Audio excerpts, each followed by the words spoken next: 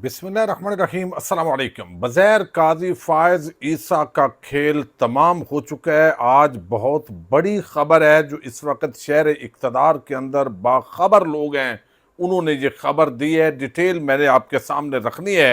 दूसरी तरफ अली अमीन गंडापुर किस तरीके से खैबर पख्तूनख्वा हाउस से वो बाहर निकले, पेशावर पहुंचे, ये जो कहानी उन्होंने बयान की है, अभी तक ये मुअम्मा हल नहीं हुआ। लेकिन एक सीनियर सहाफ़ी ने एक पूरी कहानी जो है वो ऐसी बयान की है कि पूरा रुख मोड़ के रख दिया है, और उसके अंदर कुछ वजन नजर आ रहा है। वो कहाँ रहे, किस होटल से खाना खाया, किन के साथ बैठे रहे, पेशावर वो बदरिया हेलीकॉप्टर पहुंचे या गाड़ी के जरिए पहुंचे, और फिर वो केपी के असम्बली के अंदर कैसे पहुंचे, ये डिटेल जो है वो बड़े एक सीनियर सहाफ़ी ने सामने रखी है, वो भी आपके सामने रखनी है।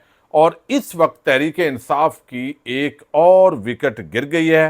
हुकूमत मुकम्मल तौर पर बुखलाहट का शिकार हो गई है, और ये विकेट कैसे गिराई गई है, कैसे गंदा खेल शुरू कर दिया गया है, और इसके अंदर जो स्पीकर अयाज सादक हैं उनका मकरू चेहरा किस तरह बेनकाब हो रहा है, वो भी आपके सामने रखने है। इंतहाई आम वीडियो है, उम्मीद है आप वीडियो समाप्त करने के बाद हमेशा की तरह लाइक और कमेंट के जरिए आप फायर वाल को तोड़ने के अंदर मदद देंगे।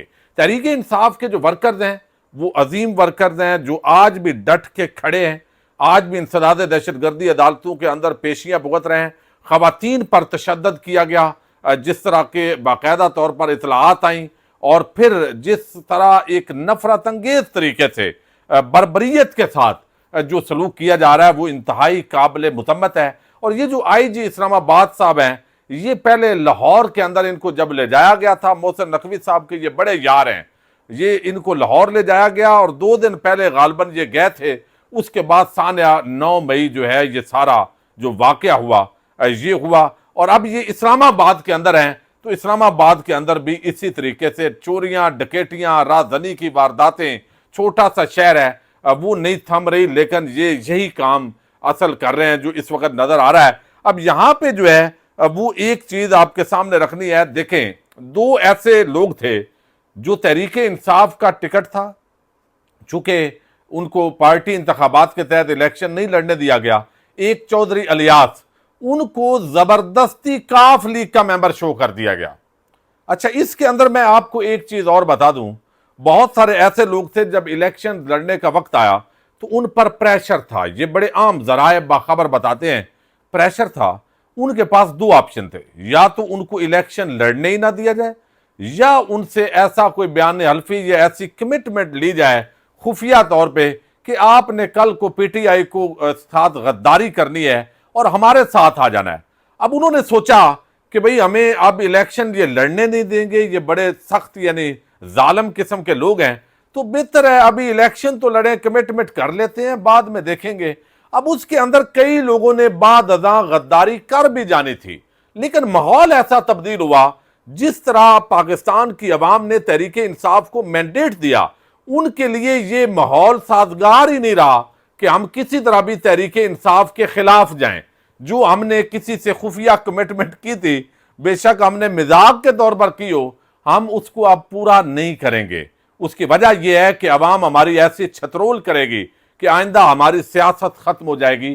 चूंकि इलेक्टेबल्स पूरा सिस्टम, नवाज शरीफ, जरदारी और जितने माफियात पहले काम कर रहे थे, वो इलेक्टेबल्स के जो है वो जिस तरीके से उनकी मजबूरी होती है तो वो मजबूरी थे, लेकिन पहली मर्तबा इलेक्टेबल्स की तहरीक इंसाफ मजबूरी बनी है। यानी आप देखें, खंबे जैसे खड़े होते थे और बात होती थी, लोग जिनको टिकट मिला वो इलेक्शन जीत गए।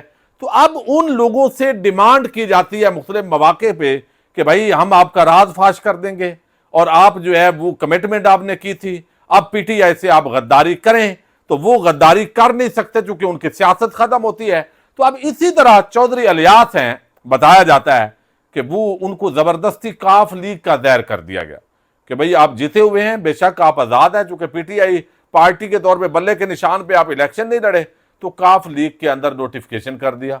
अब वो कहता है भाई मैं PTI से ताल्लुक रखता हूं, ये कहते हैं नहीं नहीं तू काफ लीग का है। ये ड्रामा रचाया गया। दूसरे आदल बजाई, ये बलूचिस्तान से एक ही सीट इनको दी गई, और इनका भी सबका जो ट्रैक रिकॉर्ड है یہ اسٹیبلشمنٹ کے بڑے قریبی لوگوں میں وہاں شمار ہوتے تھے اور اسی لیے لوگ سمجھتے تھے کہ ان کو ٹکٹ مل گیا ہے.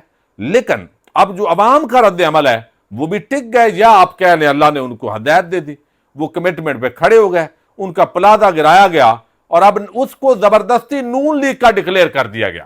یعنی آپ بدماشی چیک کریں, یعنی ایسی بدماشی جیسے کوئی پاکستانی قوم کو ننگا ہو رہا ہے. یعنی نواز شریف کی آپ کرتوت چیک کریں, یہ آئین اور جمہوریت اور ووٹ کو عزت دینے کے, اب ان کو عادل جو ہیں ان کو زبردستی نون لیگ کا بنا دیا گیا.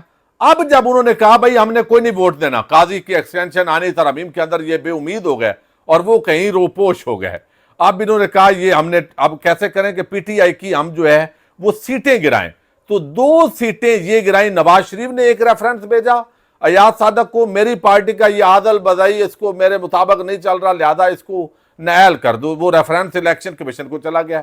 اب وہ ڈرانا بھی مقصود ہے کہ بھائی ووٹ دے دو تو بچ جاؤ گے, نہیں تو تمہاری سیٹ جائے گی. اچھا یہ ان کے کرتوت اس وقت یہ چل رہے ہیں, اتنے گھبرائے ہوئے ہیں, ان کے بندے پورے نہیں ہو رہے. آج بھی یہ فضل الرحمان کے قدموں میں گرے ہیں, یعنی جس طرح ایک منت ترلا ہوتا ہے. اب فضل الرحمان کمٹمنٹ میں پورے رہتے ہیں نہیں رہتے یہ وقت بتائے گا. اچھا اب 2 بندے یہ ہو گئے, اب تیسری حرکت کی ہے سوات سے, میں آپ کو بتاتا ہوں. اتنا یعنی یہ اسپیکر ایاز صادق, یعنی کتنے یعنی بندے گر جاتے ہیں آپ اندازہ کریں. NS4 سوات ہے, یہ وہ کہتے ہیں منتخب تحریک انصاف کے رکن ہے سہیل سلطان. الیکشن لڑنے سے پہلے بتایا کہ جی یہ ڈپٹی اٹارنی جنرل تھے, سرکاری ملازم 2 سال تک الیکشن نہیں لڑ سکتا, نائل قرار دیا جائے. اسپیکر ایاز صادق نے شہری کی درخواست پر ریفرنس, شہری نے درخواست دی اور اسپیکر نے بھیج بھی دی. او بھائی آپ نے طے کیا ہوا ہے, آپ ڈر گئے ہیں, آپ گھبرا گئے ہیں, کانپے ٹانگی ہے. سیاست کے میدان میں تم مقابلہ نہیں کر سکتے عمران خان کا اور اس کی پارٹی اور اس کے ورکرز کا, اور اب تم اونچی ہتھ کنڈوں پہ آ گئے ہو. تو اب یہ انہوں نے بھیج دیا جی ریفرنس کہ اس کو بھی نائل کریں. اب ڈپٹی جو اٹارنی جنرل ہے وہ کس طرح ملازم ہوتا ہے یا نہیں ہوتا, یہ بات جو ہے وہ بڑی عام ہے. اب فواد چودھری ایڈوکیٹ جو ہیں وہ کہتے ہیں یہ بھونڈا مذاق ہے, یہ کنٹریکٹ جاب ہوتی ہے, یہ سرکاری ملازم نہیں ہوتا. اور یہ ظاہر ہے جو ڈپٹی اٹارنی جنرل بندہ رہا ہے تو اس کو بھی تو قانون کا پتہ ہے. لیکن سکندر سلطان راجہ, اس وقت جو فارم 47 کی حکومت, اسپیکر, سب اس وقت جو ہے نا وہ ایک اس طرح کا غیر آئینی غیر قانونی ہتھکنڈے استعمال کر رہے ہیں کہ وقتی طور پہ ایسے کر دیں گے, بعد میں عدالتوں میں جائیں گے تو تحریک انصاف کی یہ ایک اور جو ہے وہ سیٹیں. یعنی پہلے آپ دیکھیں ان کے کرتوت, میں اب زیادہ ویڈیو لمبی ہو رہی ہے اس ٹاپک پہ, وہ یہاں پہ پہلے انہوں نے الیکشن ٹریبیونلز گنتی, وہاں ٹریبیونلز, پھر اپنی مرضی کے ٹریبیونلز, اور اب یہ انہوں نے حرکتیں شروع کر دی ہیں. چونکہ بندے پورے نہیں ہو رہے تو ان کو ڈرایا جا رہا ہے کہ بھئی آپ کا ریفرنس چلا گیا ہے. یہ کیا ہے مطلب, یہ ہے کہ ان کو ڈرایا ہوا ہے. یعنی اگر آپ نائل ہو جائیں گے نہیں تو ہمیں ووٹ دو آئینی ترمیم کے لیے, یہ ڈرا رہے ہیں. اب یہ ان کی حرکتیں بتا رہی ہے کہ یہ ہار گئے ہیں, یہ ہار گئے ہیں. یہ اس وقت یعنی اس طرح گندی ترین حرکتوں پہ اتر آئے ہیں نواز شریف, زرداری اور یہ سارا مافیا جو کلین بولڈ ہو گئے ہیں. یہ تحریک انصاف کا جو ابھی احتجاج ہوا ہے جس کو لوگ کہتے ہیں ناکام, نہیں یہ کامیاب ہوا ہے. اب وہ لوگ جو ہے وہ ہو رہے ہیں. اچھا دوسرا, اب قاضی صاحب کی ایکسٹینشن, وہ ایک سیٹ پوری کریں گے. جو قاضی صاحب کے بس میں تھا وہ کر رہے ہیں, دوسرے بھی کر رہے ہیں, لیکن اس کے باوجود یہ کمٹمنٹ پوری نہیں ہوگی. گھبرائے ہوئے ہیں. اب قاضی صاحب کی جو ایکسٹینشن ہے وہ تھوڑے دن رہ گئے, یہ 1 ہفتہ ہے. قاضی صاحب کی ایکسٹینشن جو ہے وہ اس کی توقع نہیں ہے, یعنی کم ہو گئی ہے. اب مشکل ہو گیا, اجلاس ابھی تک نہیں بلا سکے چونکہ بندے پورے نہیں ہیں, اور یہ پورے کرنے کے لیے اب یہ حرکتیں ہو رہی ہیں. اچھا اب یہاں پہ ایک اور بڑی ڈیولپمنٹ ہوئی ہے, اور وہ یہ کہ ابھی جو عام صحافی ہیں, آپ کو علم ہے, آج تقریباً یہ کئی ذرائع سے یہ خبر آئی ہے کہ 1 ہفتے کے اندر اندر اب نوٹیفیکیشن ہونے جا رہا ہے جسٹس منصور علی شاہ کا. ویسے بھی 15 تک اصولاً ہونا چاہیے, لیکن ہو رہا ہے. گیم حکومت کے ہاتھ سے نکل گئی, آگے اجلاس ہے, 3 دن چھٹی کا اعلان کر دیا گیا ہے, اور یہ 1-2 دن ہے, کل بلائیں پرسوں بلائیں. اجلاس یہ تب بلائیں گے, اسی دن یہ ساری واردات ڈالیں گے جس دن بندے پورے ہوئے. ابھی ایجنسیز یا آپ کہہ لیں سول, آپ کہہ لیں یا ملٹری ایجنسیز یا جو بھی, وہ ابھی ڈھونڈ رہے ہیں, بتایا جا رہا ہے بندوں کو. جیسے وہ مشک لے کے نہیں ڈھونڈتے، اس طرح اب ایم این ایز کو اور وہ جو سینیٹرز ہیں ان کو ڈھونڈا جا رہا ہے۔ اب دیکھتے ہیں یہ تحریک انصاف کی حکمت عملی پہ منحصر ہے، کہیں ایسا نہ ہو کہ کوئی بیٹے کو کال کرے اور لوکیشن ٹریس ہو جائے، تو اگر وہ نہ ملے تو یہ ان کی گیم ہاتھ سے نکل گئی ہے اور بڑی دلچسپ صورتحال پیدا ہو گئی ہے۔ یہ ذوالقرنین حیدر ہیں، ARY نیوز کے رپورٹر ہیں اسلام آباد سے، اس کے علاوہ بھی بہت سارے عام لوگوں نے یہ اب ذرائع کے حوالے سے خبریں چلا رہے ہیں، چونکہ یہ سپریم کورٹ سے خبر آئی ہے، یہ آج دن 10 بجے کی خبر ہے، لیکن ہم نے کہا مزید اس لیے تھوڑی سی ہو جائے تو آپ کے سامنے رکھیں۔ اب وہ بتا رہے ہیں کہ ذرائع ابھی چونکہ خبریں کنفرم نہیں ہیں تو ذرائع کا ہی سہارا لیا جاتا ہے۔ جسٹس منصور علی شاہ کا نوٹیفکیشن جاری کرنے کا گرین سگنل مل گیا ہے، وزارت قانون سمری جلد تیار کر کے وزیر اعظم کے ذریعے صدر مملکت کو بھجوائے گی، جس کے بعد نوٹیفکیشن جاری کر دیا جائے گا، اور یہ ایک ہفتے کے اندر نوٹیفکیشن جاری ہو رہا ہے۔ وکلاء نکل آئے ہیں، سول سوسائٹی نکل آئی ہے، تحریک انصاف نکل آئی ہے، اور ساتھ بندے چھپ گئے ہیں جن کو انہوں نے ڈھونڈنا ہے۔ اب ان کو ڈرانے کے لیے ریفرنس الیکشن کمیشن کے پاس پڑا رہے گا، بھائی ووٹ دو تو تم ایم این اے رہ سکتے ہو، نہیں تو آپ ایم این اے نہیں رہ سکتے۔ یہ اتنے گندے گر گئے ہیں، مقابلہ نہیں کر سکتے یہ عمران خان کا۔ قیدی نمبر 804 سے ویسے ہی معافی مانگ لو یار، عوام نے تمہیں ریجیکٹ کر دیا ہے، تو یہ نوٹیفکیشن الٹیمیٹلی یہ چند دن ہے، 2 4 6 دن یہ نکل گیا ہے۔ آپ سمجھیں حملہ تو یہ آخری دن بھی کریں گے یار، قاضی تم ہی تھوڑا سا وہ بندے کے اندر ہوتی ہے، کر لو کہ بھائی میں نے کوئی نہیں ایکسٹینشن لینی۔ اچھا یہ نوٹیفکیشن ہو بھی گیا تو کیا قاضی صاحب جو ہے وہ بن سکتے ہیں؟ تو پھر بھی بن سکتے ہیں۔ یہ آخری 24 تاریخ تک 25 تک یہ جنگ جاری رہے گی جو اس وقت لڑی جا رہی ہے۔ تو یہ یہاں notification supreme court of Pakistan کا ہو جائے گا، آئینی ترمیم کے اندر پھر بھی اگر کہا جائے کہ بھائی وہ آئینی عدالت کے چیف جسٹس فلاں ہوں گے اور یہ شک ہے تو قاضی پھر بھی ادھر ہو سکتا ہے۔ لیکن پہلا بہرحال یہ ایک بہت بڑی نیوز ہے کہ ایک ہفتے کے اندر 6 دن کے اندر یہ متعدد ذرائع کنفرم کر رہے ہیں کہ جسٹس منصور علی شاہ کا چیف جسٹس کی حیثیت سے جو ہے وہ نوٹیفکیشن ہونے جا رہا ہے، اور یہ ہونا بھی ہے۔ اچھا اب یہ چیز جو ہے وہ اس وقت وہ ججز بھی خاموش ہے، وہ بھی دیکھ رہے ہیں کہ کس طرح انہوں نے یہ سارا کام کرنا ہے۔ اچھا تیسری جو خبر ہے وہ ہے گنڈا پور کے حوالے سے، گنڈا پور کے نکلنے کے حوالے سے اب فواد چودھری یہ کہہ رہے ہیں، میں نے آپ کو بتایا نا وہ سوات سے جس کو ہٹایا گیا ڈپٹی، وہ کہتے ہیں deputy A G is not a government subordinate, it's a contract of a lawyer with government, such frivolous actions are damaging office of the speaker Ayaz Sadiq. یہ ایک وکیل کے ساتھ کنٹریکٹ ہے، یہ سرکاری عہدہ نہیں ہوتا، یہ بات انہوں نے کہا، یہ بلنڈر ہوگا۔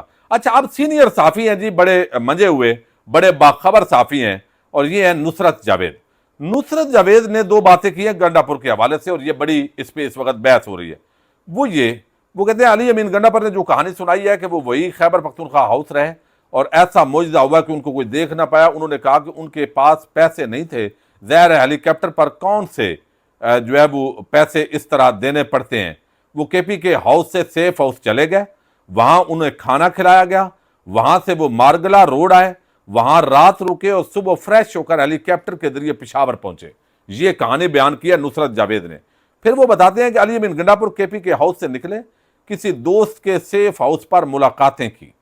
سیف ہاؤس کیا بھائی، دوست کا کیا ہوتا ہے، یعنی کسی انٹیلیجنس ایجنسی کا سیف ہاؤس پہ ملاقاتیں کی، افغانی ریسٹورنٹ کا کھانا کھایا، جہاں سے کھانا آیا ہے وہ بھی ان کے بقول کھوج لگا لی گئی ہے۔ ہیلی کاپٹر کے ذریعے یہ اڑ کر جو ہے وہ ہیلی کاپٹر خیبر پختونخوا ہاؤس سے نہیں اڑا، کہیں اور سے اڑا ہے، تو یہ اڑ کے تو وہاں سے یہ پشاور پہنچے ہیں۔ عام غیر سیاسی مقام پر انہوں نے لنچ کیا ہے، یعنی پشاور کے اندر یہ انہوں نے دوپہر کا کھانا یعنی کسی فوجی جگہ کی طرف اشارہ کیا جا رہا ہے، لنچ کیا ہے۔ پھر حیات آباد میں 3 پی ٹی آئی رہنماؤں سے ملاقاتیں کی، اور پھر اسمبلی پہنچ کر انہوں نے یہ تقریر کی ہے۔ یہ نصرت جاوید کا دعویٰ ہے بھائی، یہ کافی حد تک جو کہانی ہے یہ درست نظر آتی ہے، چونکہ جو عمران ریاض صاحب نے سوال کیا ہے کہ بھئی یہ کپڑے یہی تھے جن کے ساتھ آپ نے اتنا سفر کیا ہے، تو انہوں نے کہا جی یہی تھے، تو وہ کہانی سمجھ میں آتی ہے کہ کپڑے بھی صحیح تھے، سلوٹیں بھی نہیں تھی، اس طرح کے معاملات نہیں تھے، تو وہ یہ اسی طرح کی فلم ہوئی ہے۔ بہرحال یہ کتنی درست ہے غلط ہے، آپ اپنی رائے سے آگاہ کیجیے گا۔ پاکستان زندہ باد، پاک فوج پائندہ باد۔